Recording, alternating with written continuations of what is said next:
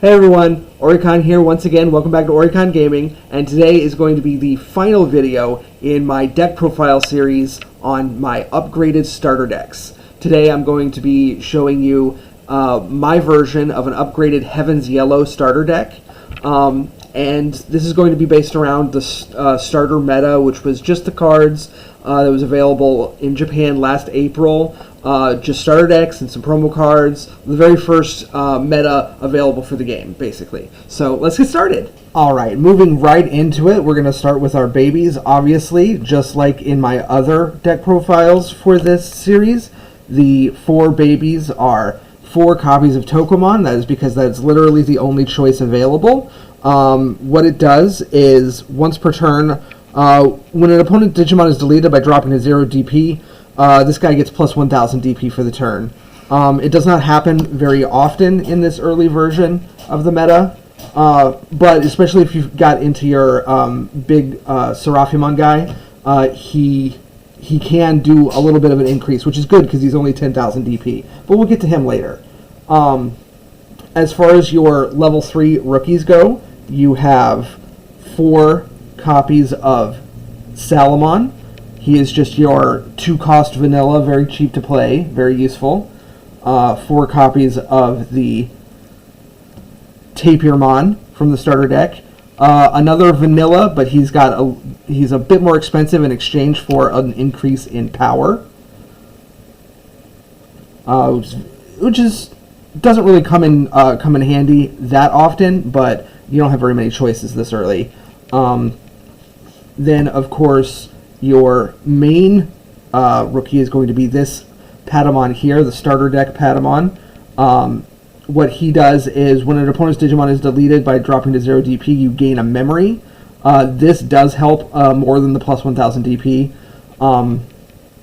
But obviously, if you're going up the chain, like from Tokomon to Patamon, if you kill an opponent's Digimon using the DP reduction skill, you're going to get both. So that's very nice. And finally, to round off our rookies, we do have 2 copies of this promo Patamon here. It's a bit expensive at 4 to play, but if you play him, you get a recovery card if you have 1 or fewer security cards. So basically, if you're about to die, you can play him for 4 and give yourself an extra turn, hopefully. And those are our rookies. If you'll notice, this is basically all of the rookie choices available. The only thing I changed was ratios. Yellow doesn't have as many rookie choices as the other colors do because their second promo card is a champion rather than a rookie. So we're going to go into them right now. Speaking of champions, the first one is this promo card here, 4 copies of the promo Gatomon. This one is quite nice. When you have 3 or more security cards, this Digimon gets plus 1000 DP. It's very good because, like I said earlier, the yellow deck, their DP is not actually as great as some other colors. Our boss monster is only 10,000 DP, so you're going to need this plus. And this choice here is chosen over the starter deck Gatomon. I did not play any of them. It's still the same 4 to play, which is nice and cheap for a champion, 2 to evolve. The only difference is this one's got an ability, and this one doesn't in exchange for higher power. I don't really need that higher power, because you're not really going to be swinging in with a level 4 that often anyway. I much prefer the inherited ability. As far as other champions go, it's pretty much your normal starter choices. Got 4 copies of this Angemon here. If you have 4 or more security cards, you gain a memory when attacking. So, very nice. And, of course, lastly, the 4 copies of the staple blocker Unimon. He's just, he blocks, and if he attacks, you lose 2 memory, but you're not going to attack with a blocker anyway. He's there to block. So, as you're starting to see, the strategy of the deck is twofold. It's mostly your high attackers are going to have DP reduction skills to wipe your opponent's board, in addition to being able to give you bonuses based on those inherited abilities. And you also get more bonuses from having a lot of security, so there will be some more recovery cards coming up. For the ultimates, I have the 4 copies of the Magna Angemon from the starter deck. When attacking, one of your opponent's Digimon gets minus 1000 DP for the turn. This will take out some rookies, but what it's mostly going to be doing is allowing your weaker guys to swing in to your opponent's Digimon that would be more powerful, but won't be because now they're a little bit weaker.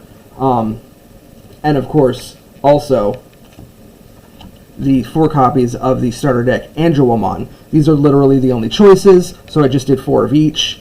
And this Angelomon, when digivolving, if you have 3 or less security cards, you get a recovery. So like I said, basically you're going to want to stay with as much security as possible. So this, combined with the promo Agumon, promo Patamon here, these 2 are recovery cards to make sure that you have a good amount of security, so that things like this Angemon here will give you bonuses on memory when attacking for security.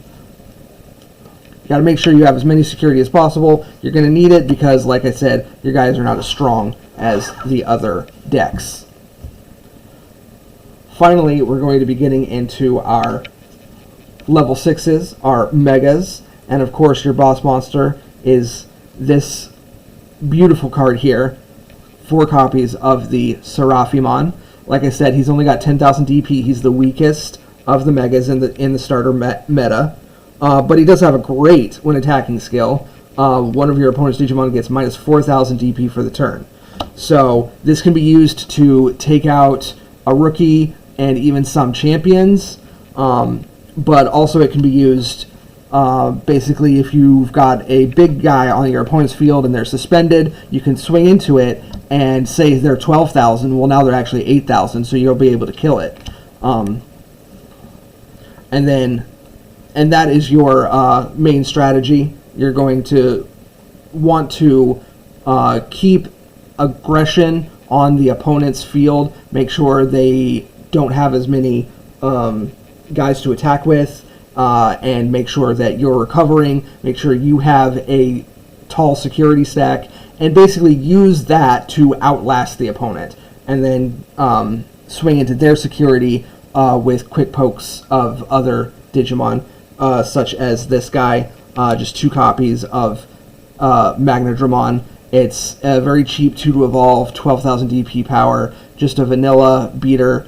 Go in and swing and keep trying to take out their security while using this guy to clear their field. And that's the main strategy of the deck, really. Let's get into our Tamers and option cards. The Tamer, there's only one choice. I have 4 copies of the TK Takaishi. This is really, it can be a great card, but it also can not be a great card, because what it does is all of your security Digimon get plus 2,000 DP. So when your opponent swings into your security, they're more likely to die. Yes.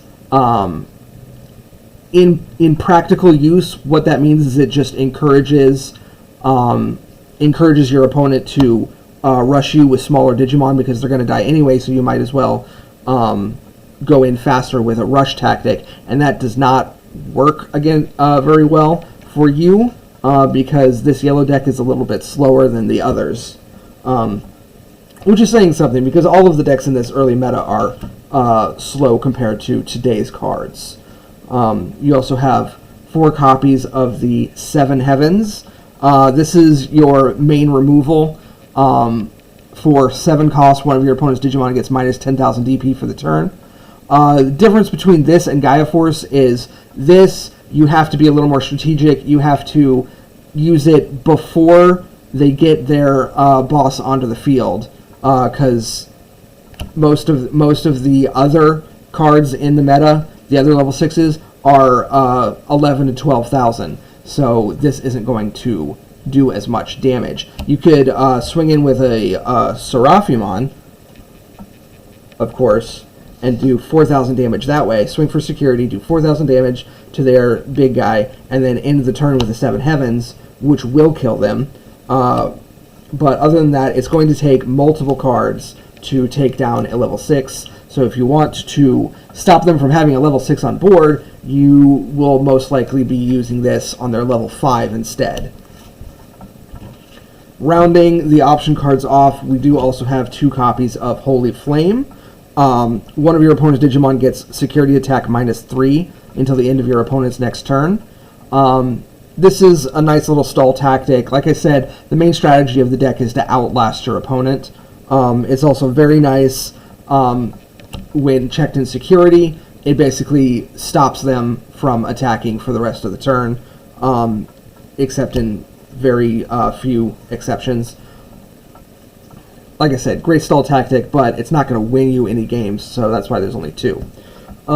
In terms of other choices for this deck in the meta, there's very few, but the option cards, as opposed to the other colors, yellow has some actually really good choices for option cards. I had to whittle it down, but their other options is this 1-cost Heaven's Gate here. One of your Digimon gets plus 3,000 DP for the turn.